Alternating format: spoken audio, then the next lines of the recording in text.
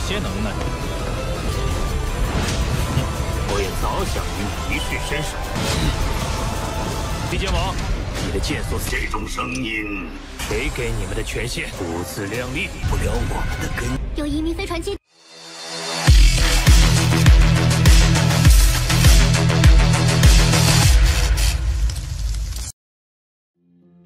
Halo semuanya, selamat datang di Ruang Sinema. Bagaimana kabar kalian semua? Semoga selalu sehat dan baik-baik saja.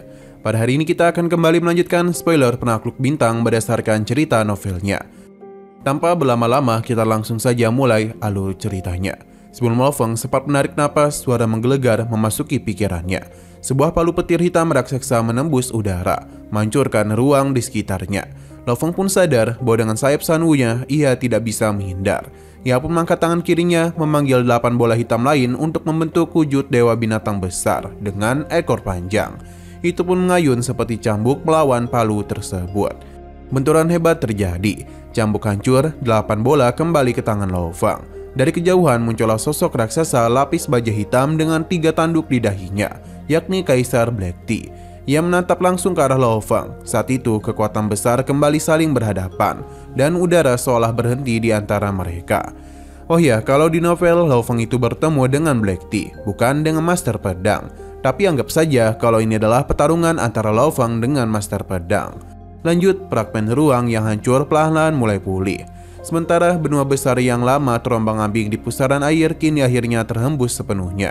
Sebuah lubang raksasa berdiameter ratusan ribu kilometer menggena di sana, memperlihatkan pemandangan yang membuat ratusan pendekar yang melayang di udara tertegun dan tak terpercaya atas apa yang baru saja terjadi.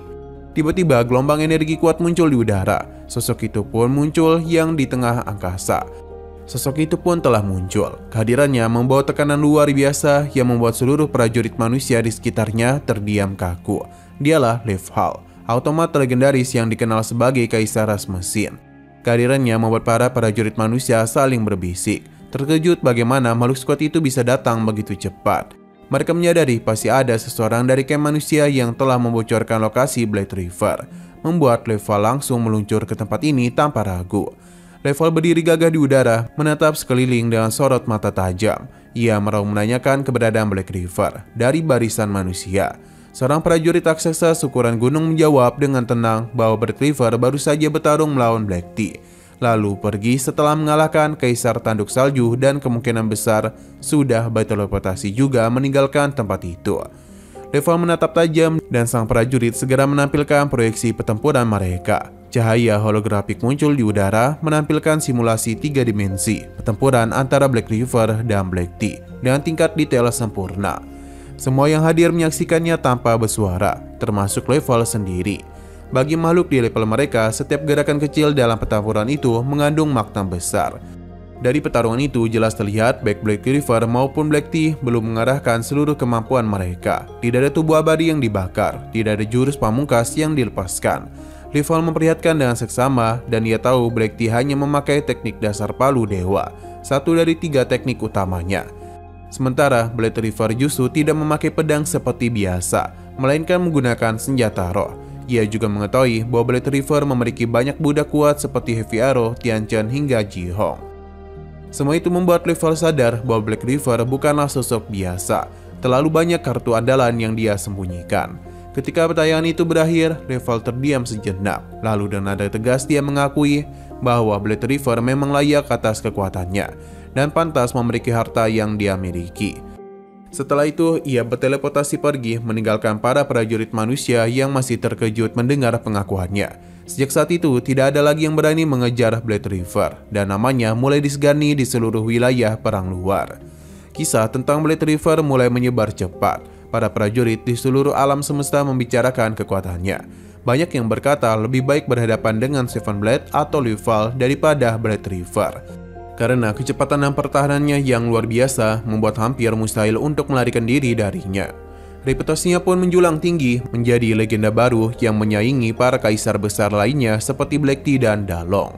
Sementara Black River atau Lo Feng sudah meninggalkan pusaran kembar dan kembali ke camp manusia, yang naik kapal perusahaan alam semesta virtual menuju kota Primal Chaos, wilayah tempat para makhluk terkuat manusia bermukim.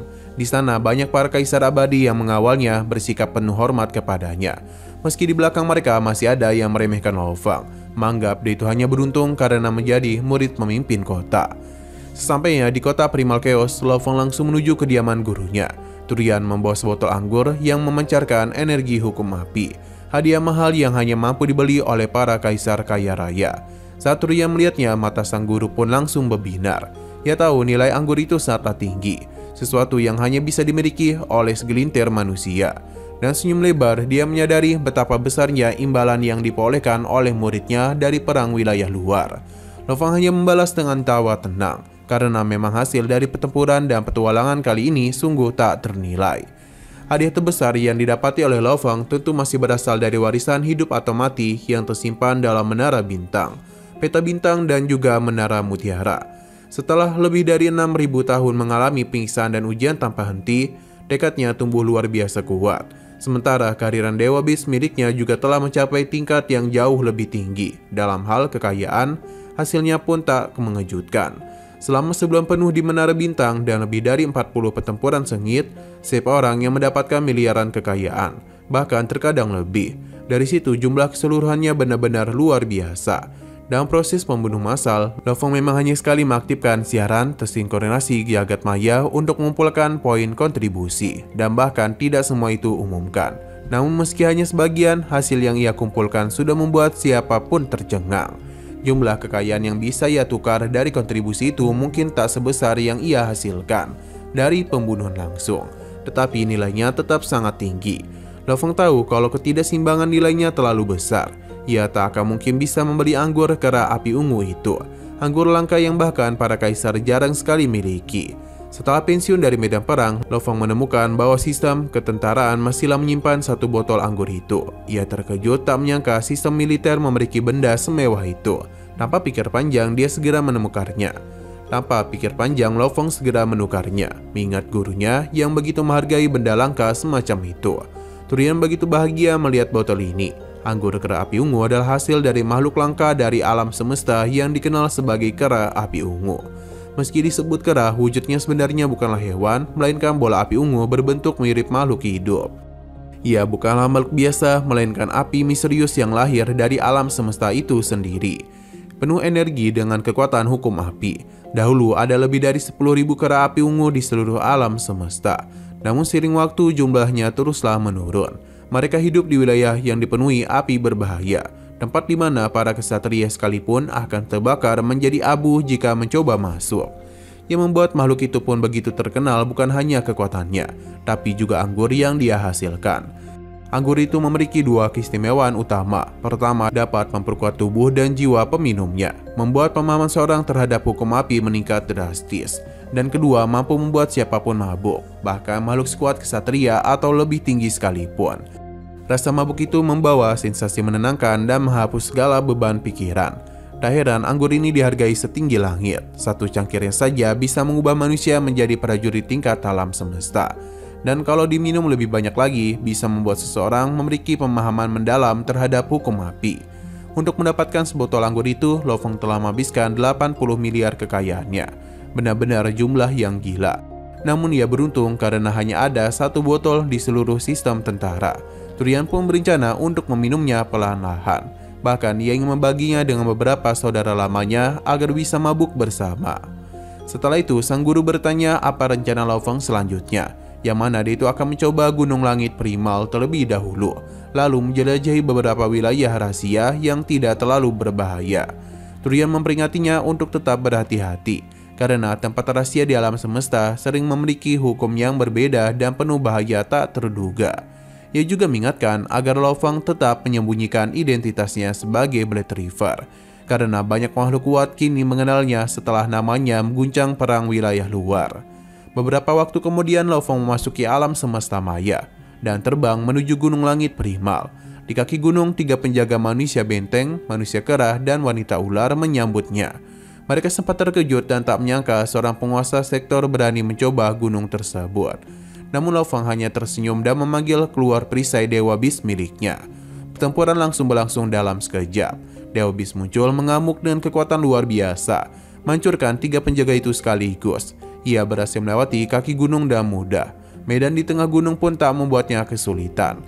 Dan di puncak, meskipun sempat sedikit lambat, dengan tekad dan kemauan baja, Lo Fang akhirnya menaklukkan Gunung Langit Primal. 3 penjaga itu terkejut dan menghormatinya. Ia berdiri di puncak menatap 2 gunung lainnya yang lebih rendah di kejauhan. Saat itu, kabar keberhasilannya menaklukkan Gunung Langit Primal Chaos mulai menyebar cepat ke seluruh umat manusia, seperti badai yang mengguncang alam semesta maya. Di momen serupa, di puncak Gunung Langit yang megah, Lo Fang berdiri tegak dengan angin yang menduru-duru mengibaskan jubahnya. Dari ketinggian itu, dia memandang ke tanah luas di bawahnya. Gunung Langit Primal Tuan Sektor, simbol kebanggaan dan ukuran bagi para jenius manusia sepanjang sejarah. Hanya mereka yang berhasil menaklukkannya yang pantas berdiri di atas para jenius sejati. Lo Fang kini berdiri sejajar dengan mereka. Tapi dalam hatinya dia tahu bahwa menjadi jenius saja belum cukup disebut pejuang sejati. Di dalam dirinya semangat juang menyala seperti api yang tak pernah padam. Ia ingat masa lalu di bumi ketika dirinya masih lemah dan tak berdaya. Saat itu dia memilih jalan pejuang bukan hanya demi keluarga, tapi juga demi mimpinya sendiri. Jalan ini keras, panjang, dan penuh luka, tapi di sanalah jiwanya tumbuh. Ia menatap langit luas dan bersumpah bahwa suatu hari nanti dirinya akan berdiri di puncak alam semesta. Satu kilatan cahaya dan tubuhnya menghilang dari puncak gunung langit. Di tempat lain, di pulau tengah yang indah di jembatan surgawi, penjaga abadi bernama Bevina berdiri seperti biasanya. Ia telah menjaga tempat itu selama triliunan tahun. Ketika cahaya teleportasi muncul di depannya, ia tersenyum lebar. Sosok yang muncul bukan sembarangan dan itu adalah Lo Fang. Mereka saling menyapa dengan ramah. Bevin bertanya dan rasa penasaran level apa yang dihadapinya kali ini. Lo Fang tenang dan menjawab bahwa ia berniat mencoba hingga level 21. Bevin sempat tercengang mendengarnya karena hanya yang telah melewati level 20 yang bisa menantang level itu. Tapi Lo Fang hanya tersenyum. Ia penuh keyakinan, lalu tanpa banyak bicara langsung terbang menuju jembatan surgawi 9 alam semesta. Ketika pergi, Bevin menerima beberapa surat kabar dari markas besar. Saat membacanya, dia pun terkejut. Ternyata kabar tentang Lo Fang yang baru saja menaklukkan Gunung Langit Primal Tuan Sektor telah tersebar. Ia menatap arah jembatan dan beraguman bahwa kali ini Lo Fang benar-benar akan bertarung habis-habisan di level 21. Berita ini pun dengan cepat menyebar ke para petinggi perusahaan alam semesta virtual. Di kota Primal Chaos, pemimpin kota yang sedang bermeditasi tersenyum puas. Ia sudah tahu bahwa peningkatan muridnya luar biasa cepat, tapi tak menyangka akan secepat itu. Menurutnya, banyak yang dulu meremehkan Lo Fang dan lebih menjagokan Rong Jun, tapi sekarang semuanya pasti akan bungkam. Di benua Blood River, pemimpin istana Tianxi tertawa terbahak-bahak di ruang megahnya. Tawa itu bergema di seluruh benteng, membuat para penguasa sektor dan makhluk abadi bingung mendengarnya. Ia bangga karena dulu ketika banyak pihak bertaruh pada Rong Jun, ia justru percaya kepada Lo Fang. Kini pilihannya terbukti benar. Sementara itu, sebagian lainnya hanya bisa menghela napas. Mereka mengakui bahwa kecepatan peningkatan Lo Fang di luar nalar. Meskipun Rong Jun punya masa depan cerah dan mencapai puncak kaisar, tapi untuk menyamai Lo Fang hampir mustahil. Kabar tentang keberhasilan Lo Fang menaklukkan Gunung Langit Hitam menyebar cepat mengejutkan seluruh pejuang manusia. Gunung itu adalah simbol tertinggi para jenius. Siapapun yang bisa menaklukkannya ketika menjadi abadi nanti akan menjadi batas kaisar. Bahkan mungkin menjadi kaisar tak terkalahkan. Di dunia maya, Gunung Yuxiang, di sebuah restoran, 3 sosok duduk bersama, Wolan, Rong Jun, dan Wuka. Mereka adalah teman seperjuangan lama, sesama jenius dulu. Mereka adalah teman seperjuangan lama, sesama jenius yang dulu menapaki jalan yang sama dengan Lo Fang. Kini mereka hanya bisa membahas jarak yang semakin jauh di antara mereka dan Lo Fang. Mereka tahu satu-satunya cara untuk melampauinya adalah menjadi kesatria. Mereka bersulang berjanji untuk terus berjuang menuju mimpi itu. Namun saat mereka masih berbicara, berita lain datang. Lo Fang telah melewati jembatan surgawi tingkat 20. Hanya tinggal 1 langkah lagi menuju tingkat 21. 1 langkah menuju status kesatria sejati. Di tengah kampaan gelap, jembatan panjang bergelok membentang jauh di depan. Lo Fang melangkah ke atasnya, matanya berkilat tajam. Ia tahu ujung sana menunggunya penjaga tingkat 21. Seorang yang telah memahami hukum sejati seorang kesatria. Tapi Lo Fang tidak gentar sedikit pun. Ia membuktikan bahwa kekuatan seseorang Tuan Sektor pun bisa menantang batas itu. Bahwa tidak ada yang mustahil bagi seseorang yang berani bermimpi mencapai puncak alam semesta. Pada saat itu di hadapannya terbentang ujian terakhir dari jembatan surgawi. Tempat penjaga kedua satu menantinya. penjaga dan pemahaman sempurna atas hukum ruang angkasa. Banyak pejuang besar bahkan kesatria puncak tak terkalahkan terhenti di batas level 21. Bukan karena mereka kurang berbakat, tapi karena langkah berikutnya terlalu sulit. Langkah itu bukan sekedar kemajuan, melainkan seperti melangkah ke surga. Seberapapun kuatnya seorang kesatria, dia tetap makhluk yang bisa ditandingi para kesatria sejati. Mereka adalah makhluk absolut di alam semesta. Pemimpin istana Tianxi dan Xiao Ludou termasuk di antara mereka. Sementara pemimpin kota Primal Chaos dan sejenisnya sudah mencapai puncak eksistensi dari level 20 menuju 21. Hanya satu langkah jarak di antara mereka, tapi kesulitan setara dengan gabungan 20 tingkat sebelumnya. Lo Fong melambat ketika tiba di ujung jembatan. Di depannya mengambang sebuah bola raksasa berdiameter 20, memancarkan kekuatan yang merobek ruang di sekitarnya. Fragmen ruang berterbangan menciptakan pemandangan seperti pusaran kacau. Ia tahu bahwa setiap 3 tingkat jembatan surgawi menciptakan lingkungan baru, dan dari tingkat 19 hingga 21 adalah wilayah lubang hitam. Bola di depannya hanyalah presentasi, bukan lubang hitam sungguhan, tapi pemandangannya tetap membuat suasana menjadi tegang. Suara dari lubang hitam bergema menawarkan pilihan. Lo Fong memilih tipe pengendali karena itulah kekuatannya. Dari kampahan muncullah sosok berjirah hitam dan pedang besar di punggungnya. Wajahnya tersembunyi di balik topeng. Ia pun memperkenalkan dirinya sebagai penjaga ke-21, penuh wibawa. Pertempuran pun dimulai. Lo Fong memegang persenjataan dewa binatangnya, melepaskan ribuan fragmen hukum yang terjalin membentuk makhluk raksasa sepanjang 100 meter. Dewa binatang yang menjadi wujud kekuatan dari jiwanya. Makhluk itu melolong keras dan menerjang lawan. Namun penjaga mengangkat tangannya dan seketika segel tak terlihat mengikat ruang di sekitar mereka. Gerakan dewa binatang berhenti. Bahkan Lo Fong pun tak mampu bergerak. Kekuatan hukum ruang angkasa lengkap benar-benar menakutkan. Namun Lo Fong tidaklah menyerah. Dengan kemampuan yang dibakar hingga batas tertinggi, dia melepaskan seluruh kekuatan kesadarannya dengan energi rohnya. Dalam tekanan itu, dewa binatang bangkit kembali. Matanya menyala ganas dan mengibaskan ekornya perlahan tapi pasti, menghancurkan ruang yang menyegel mereka. Ruang pun bergetar dan pecah. Penjaga yang semula tenang kini berubah menjadi garang.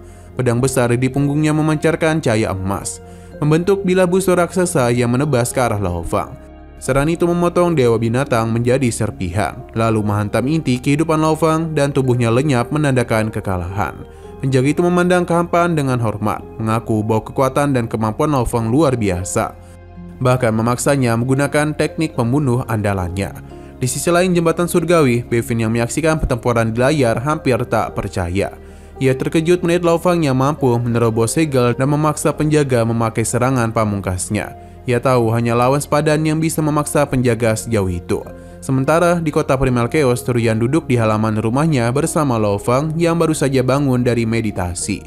Turian tertawa bangga memuji pencapaian Lo Fong yang telah melewati gunung langit primal dan juga jembatan surgawi tingkat 20, yang menjelaskan bahwa hukum ruang angkasa memiliki 3 bentuk dasar: teleport, bunuh, dan segel. Jika disatukan akan membentuk hukum ruang lengkap.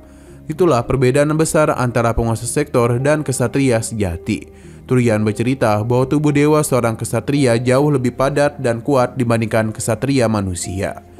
Dibandingkan kaisar manusia, bahkan ribuan kali lipat. Beberapa makhluk khusus seperti Seven Blade dan dirinya sendiri hanya bisa menandingi kesatria dengan bantuan harta sejati dan teknik luar biasa. Sedangkan Lo Fong memahami semuanya. Ia tahu jalan di depan masih panjang, tapi malam itu semua ambisi, pemahaman hukum, dan tekad disingkirkan sejenak. Ia hanya ingin duduk bersama gurunya, meneguk anggur, dan menikmati ketenangan setelah perjuangan panjang. Sampai mabuk dan merasa kemenangan yang belum sepenuhnya menjadi miliknya. Nah, sayang sekali spoiler pada hari ini pun harus berakhir dulu. Oke, sekian dulu pada video kali ini. Untuk video selanjutnya akan segera hadir. Jadi bagi kalian yang mengikuti series ini, langsung saja klik subscribe dan aktifkan loncengnya. Terima kasih yang sudah menonton video sampai habis. Jika kalian suka pada video ini, klik like dan share ke teman-teman kalian tentang channel ini. Dan ditunggu aja kelanjutannya. Oke, sampai jumpa di video selanjutnya.